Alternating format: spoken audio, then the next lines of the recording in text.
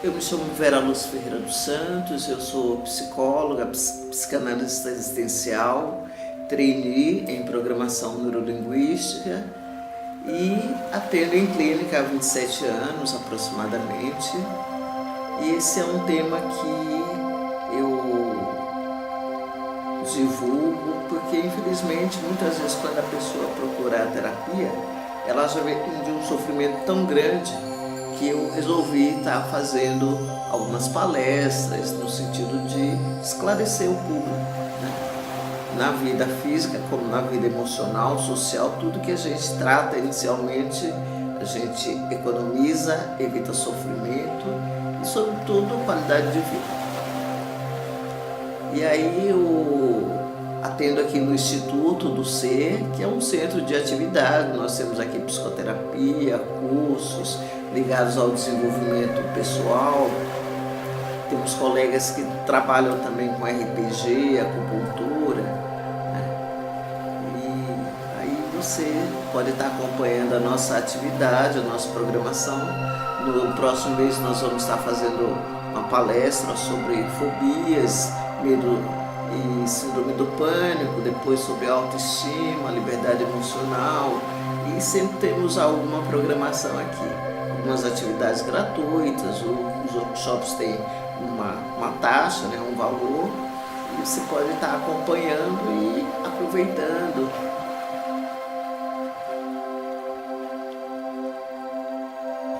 Medo é uma reação normal, graças a essa emoção de medo, nós podemos estar vivos, porque o medo, ele é uma reação fisiológica que avisa a gente frente a uma situação de perigo para a gente fugir ou lutar. Então, em fração de segundos, o cérebro, o hipotálamo, informa algo diferente. Então, sentir medo frente a uma situação de perigo é normal para todos nós, que é diferente do medo psíquico, que a pessoa se sente numa reação, numa situação de perigo, sem a existência do perigo real. Então, antigamente, quando os antigos homens fugiam para as cavernas, fugiam dos elefantes, fugiam dos leões, há um alarme no nosso cérebro que gera essa reação, que é diferente de muitos medos que nós vivemos hoje. Medo da pessoa desconhecida, medo de ser assaltado, medo de ser ameaçado, de perder o emprego, de que as pessoas não gostem da gente, de que não nos aprovam. Com a evolução, nós temos uma série de coisas legais, mas também adquirimos o que em psicologia a gente chama de medo psíquico. E como o cérebro não sabe que é uma criação nossa, toda reação é no sentido de gerar um estresse para que a gente lute ou se defenda.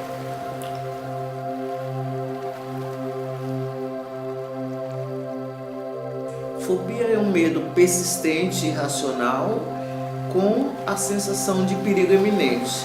A pessoa tem um medo de barata.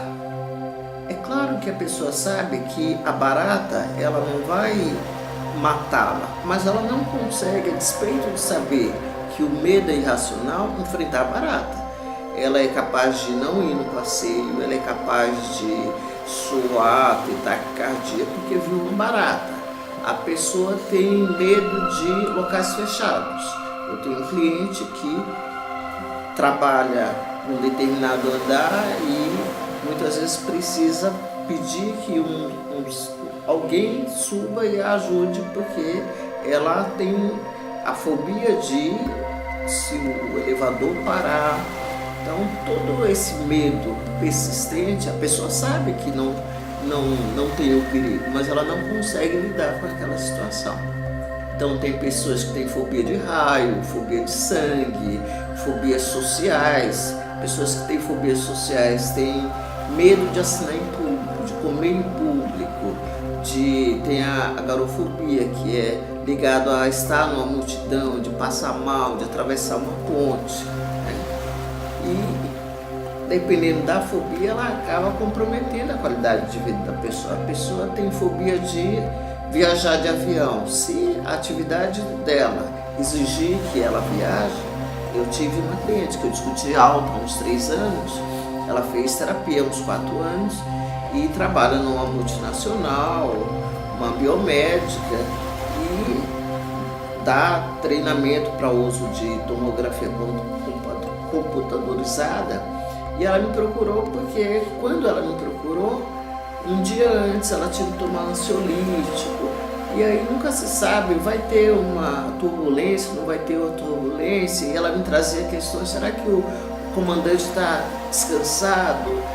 Enfim, passou a ser um sofrimento. Como ela ama muito a atividade, ela acabou procurando ajuda. E, é claro, a fobia tem todo um simbolismo. A pessoa tem fobia de dirigir, né? Muitas situações eu já acompanhei que a pessoa tem uma relação, são pessoas muito perfeccionistas, muito controladores, né? E aí a gente nunca sabe quando dirige, quando vai surgir um motociclista, quando vai surgir um animal, quando alguém vai fazer uma bobagem no trânsito. Então, se a pessoa não lida com essas situações, dependendo da autoimagem, da autoestima, ela vai ter mais dificuldades. Agora, a mente costuma fazer associações. Se a pessoa não resolve, ela acaba desenvolvendo outros problemas.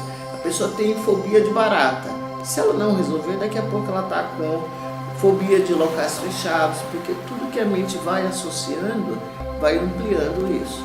Então, além de comprometer a qualidade de vida da pessoa, ela gera muita ansiedade, muito sofrimento, porque hoje nós vemos em São Paulo, dificilmente nós vamos encontrar um sapo, né? Dificilmente nós vamos encontrar um rato, talvez, né?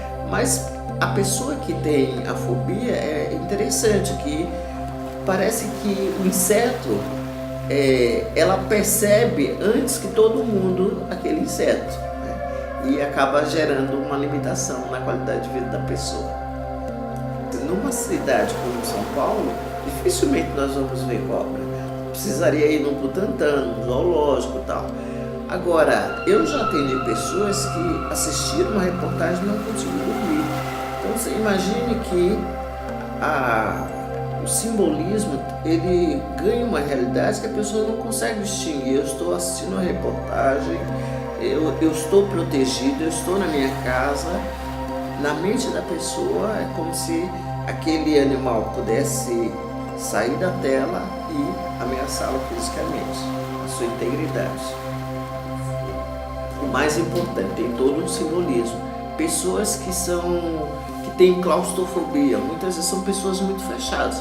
Num processo de terapia, nós vamos, às vezes, partir da fobia, né, para entender o que aquele sintoma está falando da pessoa e ajudá-la não só a superar a fobia, como resolver uma série de questões que estão na base. A pessoa tem fobia de altura, né? Eu já atendi pessoas que não assumem um determinado objetivo, um determinado sonho. Pessoas com fobia de dirigir, é muito comum a pessoa não assumir a responsabilidade, ela pergunta para um, para outro e não assume a direção da vida. Claro, eu estou falando de modo genérico, mas existem algumas questões que são comuns de acordo com a fobia que a pessoa apresente. Então, existem algumas situações, um medo, né? A criança ela pode ter numa época, numa fase, medo de escuro, medo de pessoas desconhecidas. Muito desse medo a sociedade, às vezes querendo proteger, acaba incutindo na criança, porque a criança ela é curiosa, ela se comunica e às vezes a mãe, o pai, quem cuida da criança, com o intuito de proteger, fala, olha, cuidado com pessoa estranha, não fala. E dependendo da estrutura da criança, ela passa a ter medo de pessoas estranhas.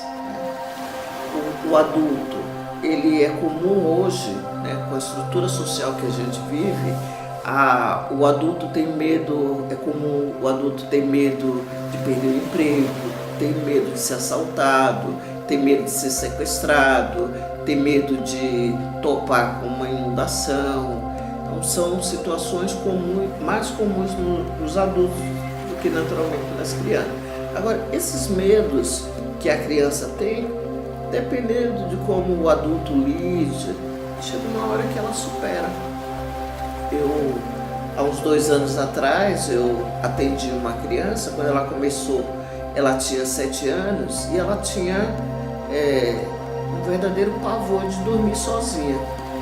Como classe média, tinha um quarto e muitas vezes os pais a encontravam ela no meio da noite, ia para o quarto dos pais ou se deitava ali no tapete, os pais acordavam, ela estava ali no chão. E como acordava às vezes com terrores, com pesadelos, essa criança fez 8 meses de terapia e eu pude discutir alta com ela. Então a criança está mais próxima da consciência, ela quer ser feliz e ela ouve mais rápido, né? É diferente, às vezes, a gente trabalhando com um adulto, com pessoas de mais idade, e temos que falar muitas vezes até a pessoa processar, enfim. A criança, ela é mais rápida, mais esperta que a gente, né? Mas a criança, às vezes, ela pode mostrar um sofrimento através de um medo, como foi o caso dessa criança.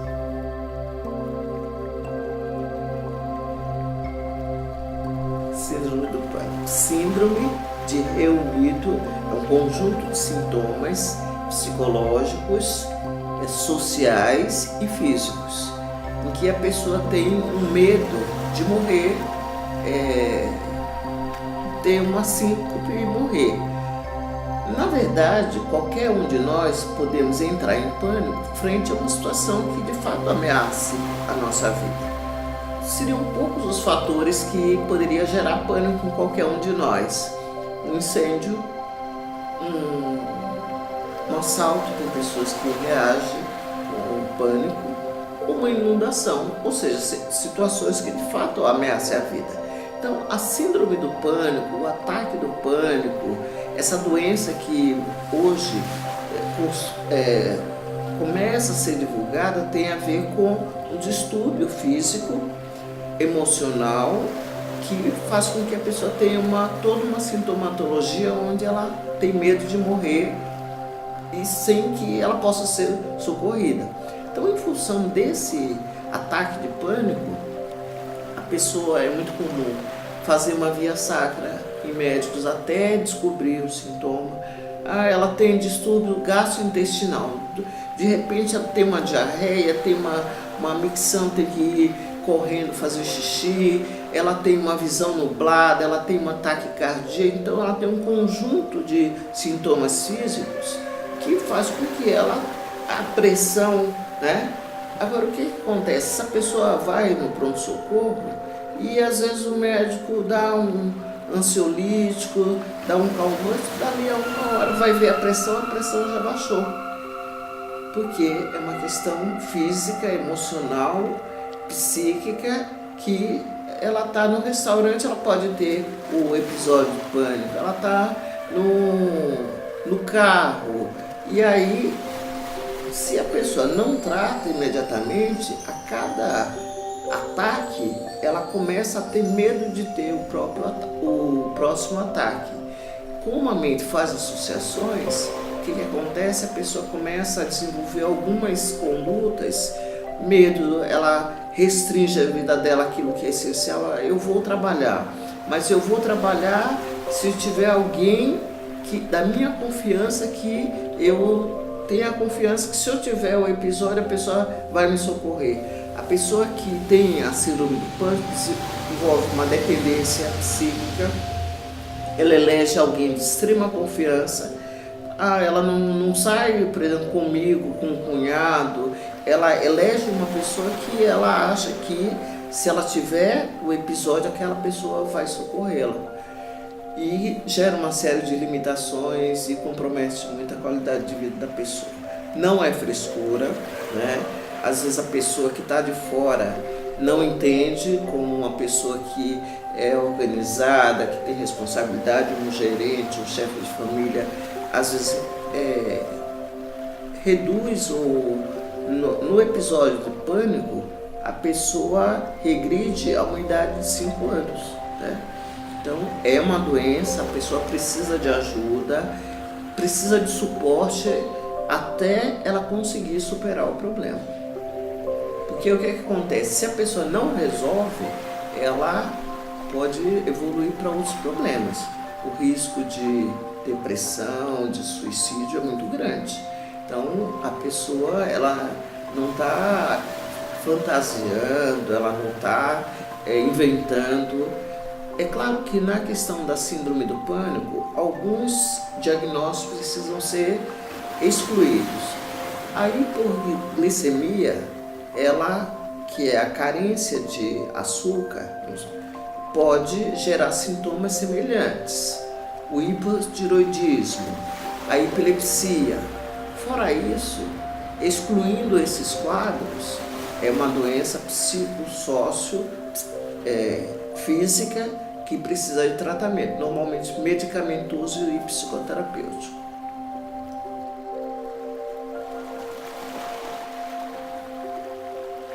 A fobia é um medo localizado, né? Medo de barata, medo de falar em público, medo de tirar sangue, medo de ser contaminado, medo de raio. Agora não é um medo normal, porque a pessoa está chovendo, está tendo raio, ela evita passar embaixo de árvore, enfim. Agora a pessoa que tem uma fobia, ela tem uma sensação de ela não consegue enfrentar o medo, né? A pessoa vai fazer um seminário, se ela se preparou, ela sabe que aquele nervosismo inicial ela vai superar. Agora, a pessoa que tem fobia, ela repete a disciplina, mas ela não vai falar em público, ela perde uma promoção. Então, por isso que gera limitações e compromete o desenvolvimento da pessoa. Então, a diferença de um medo, o medo é frente a um perigo real. Se nós vemos um assaltante, é bom que a gente tenha o discernimento que a gente está diante de uma situação onde nós somos mais frágeis. Então, o assaltante pede a bolsa, é bom a gente ter a sabedoria de dar a bolsa. Que é diferente o medo de sair na rua, né? Dependendo da hora, eu não vou sair com joia, nada, né? Para onde que eu estou me localizando, enfim. Mas eu vou sair, vou seguir, cumprir os meus compromissos. A fobia compromete a qualidade de vida. E o pânico, então, é o medo em relação à vida, né? Então, o medo é a reação normal, adaptativa. A fobia é um medo onde a pessoa não se sente capaz de enfrentar o objeto do medo, seja uma barata, seja uma ponte, seja um elevador, seja um avião. E a síndrome do pânico é uma doença em que a pessoa se sente ameaçada na vida dela.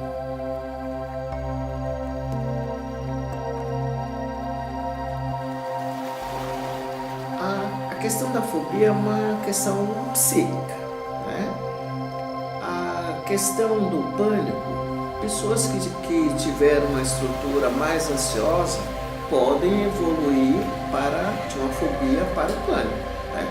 Mas a questão do pânico, a pessoa às vezes ela teve vivências que fragilizaram o ego dela, perdeu alguém querido, ou tem situações que a pessoa perde situações que traz uma segurança, ela perdeu o emprego, ela está com dificuldade de uma recolocação. Agora, tem muitas pessoas que têm essas vivências que não vão desenvolver uma síndrome do pânico.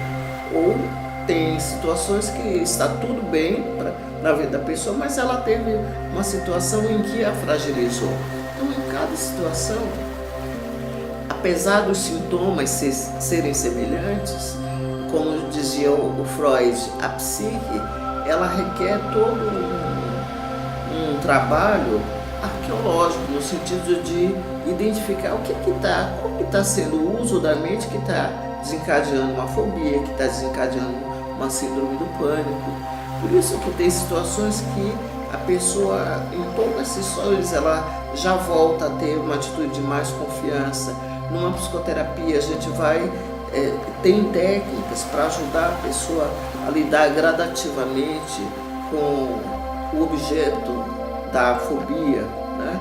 Eu não indico para ninguém, a pessoa tem fobia de barata, alguém brinca, joga barata, a pessoa vai aumentar, né? Eu já tive cliente que tinha fobia de altura e foi fazer aquela brincadeira de cair na água e piorou, né? Isso é terapia de choque. Numa terapia a gente trabalha o simbólico e ajuda a pessoa a ir lidando gradativamente. A pessoa tem fobia de dirigir. Ela tirou carta, não chegou a pegar prática e quando foi pegar no carro, tremia. Eu não aconselho ninguém a insistir. Nem aconselho você que me vê, eu quero ajudar minha namorada, porque existe todo um treinamento. O instrutor de uma autoescola, se ele faz uma bobagem, ele tem a possibilidade de contornar e controlar o carro. Então, eu digo, enquanto eu estou trabalhando com os elementos que aparecem, né? Porque todo motociclista é maluco. Então, a pessoa tem uma visão que faz com que ela não dá para controlar quando aparece motociclista. E aí, ela ampliar a percepção dela, ela perceber que tem pessoas que usam esse meio de transporte porque é mais econômico, porque é uma pessoa preocupada com a ecologia, ela não quer se arriscar, é um meio de transporte. Então, ressignificar algumas vivências, a pessoa bateu o carro e aí não entra mais no carro, ressignificar a experiência, às vezes não foi nem ela, uma pessoa querida, enfim, identificar as motivações, os fatores psíquicos, uma autoestima rebaixada, enfim, uma série de fatores que podem estar escondidos por trás da fobia ou da síndrome do pânico. E aí, o remédio não vai lidar com essas situações. A pessoa pode tomar ansiolítico a vida inteira, só que tem um fator que a gente não pode controlar. O elevador vai parar? Ou a pessoa me pergunta, será que o comandante do avião, o avião tá revisto? Enfim, existem fatores que não dá para a gente controlar. Ou seja, a gente escolhe uma boa companhia e confia na vida. Então, essa confiança, a pessoa que tem síndrome do pânico, ela está comprometida e o uso da mente acaba disparando uma ansiedade muito grande. Então, numa psicoterapia, a gente vai trabalhar com os fatores de ansiedade, seja na fobia, seja na síndrome do pânico, ou se a pessoa tem um medo psíquico que está gerando limitações, né? Para que a pessoa gradativamente tenha um enfrentamento da situação e possa ser quem ela é.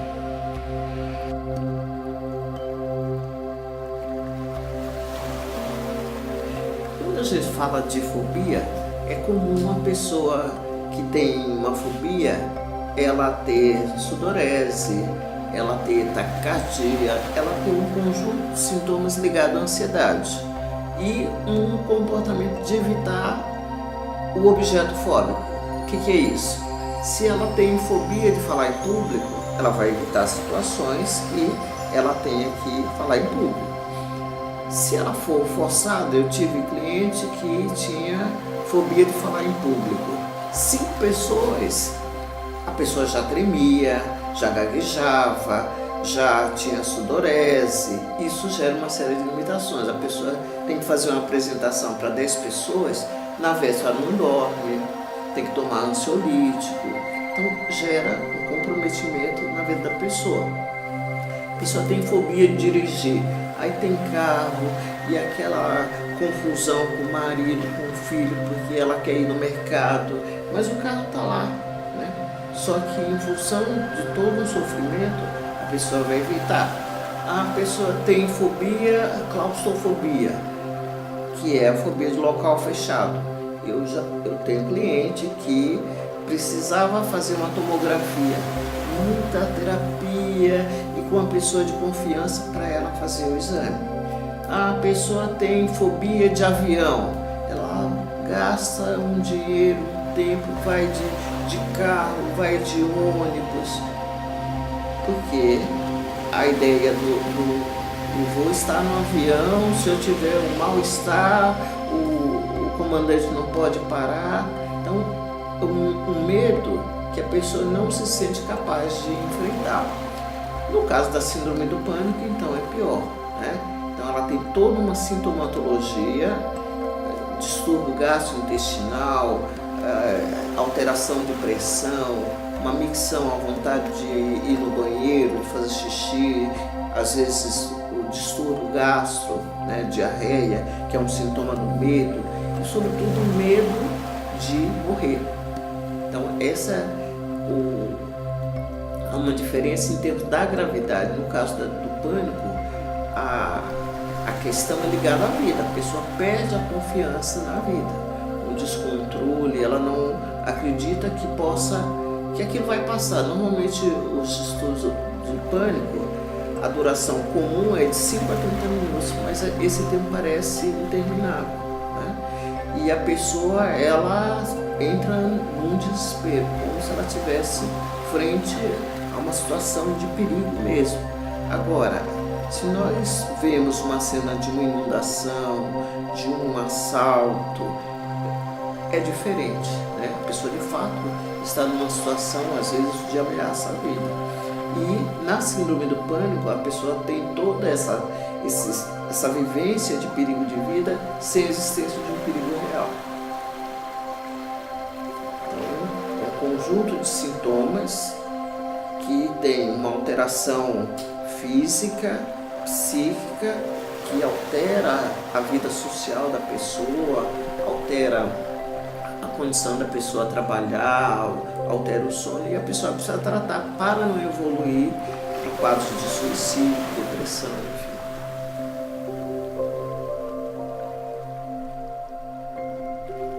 O que acontece? Principalmente na fobia e no pânico, é comum estratégias ineficazes. Por que eu chamo assim? A pessoa passa a evitar, às vezes ela fica com vergonha de falar do sofrimento, do problema, e aí ela evita. Ela tem fobia de usar avião, ela evita locais que ela precise andar de avião. A pessoa tem fobia de dirigir, ela vai dizer que não gosta de dirigir, enfim. Existe um comportamento de evitação, tanto na fobia como na questão da síndrome do pânico. O Freud, lá no século XIX, já dizia que tudo que gera muita ansiedade a gente evita, né? É um mecanismo de defesa. Agora, o interessante, segundo a programação, às vezes um sintoma surgiu e naquele momento teve uma função e houve uma generalização. Principalmente na questão da fobia e da síndrome do pânico, a função da psicoterapia é desassociar, é ressignificar a experiência, porque a pessoa teve um episódio e ela vai associando a outros. Ela teve um episódio de pânico no cinema, ela passa a evitar o cinema. Ela teve um episódio no restaurante, ela vai evitar o restaurante. Então, situações que a mente dela associa ao episódio, ela vai evitar. Então, é comum que a fobia, muitas vezes, só a psicoterapia dá conta, que vai tratar de ressignificar experiências, vai tratar de fortalecer o ego, vai tratar da pessoa, ajudar a pessoa a discriminar, vai ajudar a pessoa a usar a mente a seu próprio favor. No caso do pânico, além desses fatores comuns na fobia, há uma premissa de um enfrentamento gradual, né?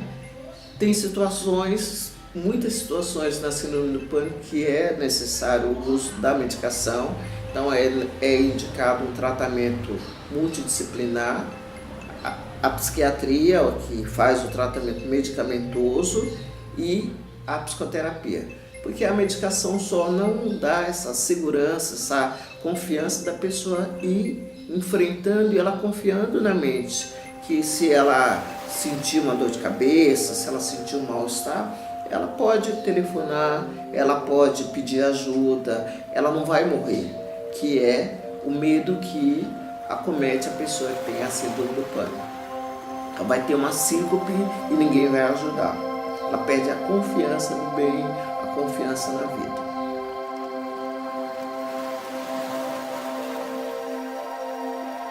Os medos é próprio do ser humano, né? O medo de perder emprego, qualquer pessoa pode ter. Ela vai acompanhando, ela vai tomar iniciativas. Se ela está com um bom fortalecimento de ego, a empresa está mal das pernas, ela vai recorrer à rede de network, ela vai rever o currículo. Então, a pessoa vai para um bairro que ela sabe que é perigoso, que tem toques de recolher. Precisa mesmo? Que horário que é mais adequado, né? E alguns medos, medo de pessoas estranhas.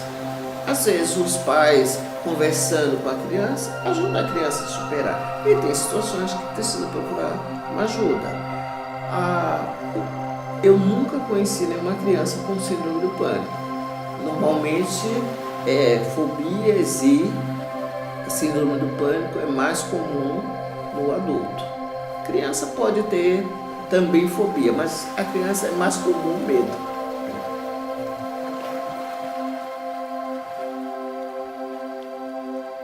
Nós buscamos, a partir do atendimento psicológico, ajudar a pessoa a funcionar melhor, a resgatar a saúde física, emocional, social.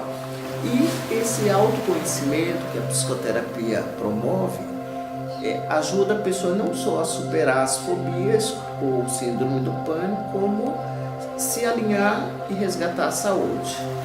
Além disso, aqui no Instituto nós damos cursos, workshops, temos fisioterapeuta, temos profissional que trabalha com RPG, e aí você pode vir, entrar em contato no nosso site, no nosso telefone. Nosso telefone você pode anotar, é 011 3864 2037, 3864 2037. O nosso e-mail é equipe@institutodoc.com.br. Mande a sua mensagem, a sua dúvida, a sua pergunta, acompanhe nossas programações. Nós vamos estar fazendo uma palestra sobre medos, fobias e síndrome do pânico, agora dia 4 de julho de 2015, você pode participar. Se você tiver alguém do seu contato que comente desse problema, pegue na mão. Às vezes a pessoa precisa que alguém traga para um tratamento. E às vezes a gente precisa de ajuda e às vezes a gente precisa dar esse apoio. E se a pessoa estiver melhor, nós também vamos estar melhor.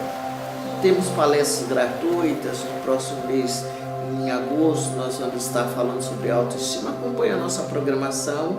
Temos atividades gratuitas, palestras gratuitas, alguns workshops e cursos, enfim.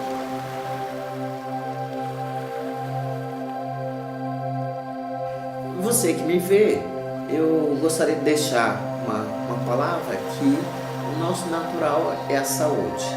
Nós nascemos para viver bem, nós nascemos para desfrutar da vida, e o autoconhecimento permite esse reencontro conosco. O Jung me dizia que o verdadeiro casamento é o casamento com o nosso interior. Se você gosta de meditar, você vai precisar encontrar um espaço, negociar com a sua namorada, com o seu noivo. Se você gosta de praticar uma atividade, se você gosta de cozinhar, então o que te faz bem? Muitas vezes num processo de autoconhecimento, nós usamos isso, porque o sofrimento vem falar que a gente se afastou dessa nossa natureza. E a criança, ela é mais esperta que a gente, ela está mais ligada a essas atitudes, a pensamentos que trazem o bem-estar. E às vezes a gente, através do autoconhecimento, resgata isso e depois bola para frente, tocamos a nossa vida sozinhos, né?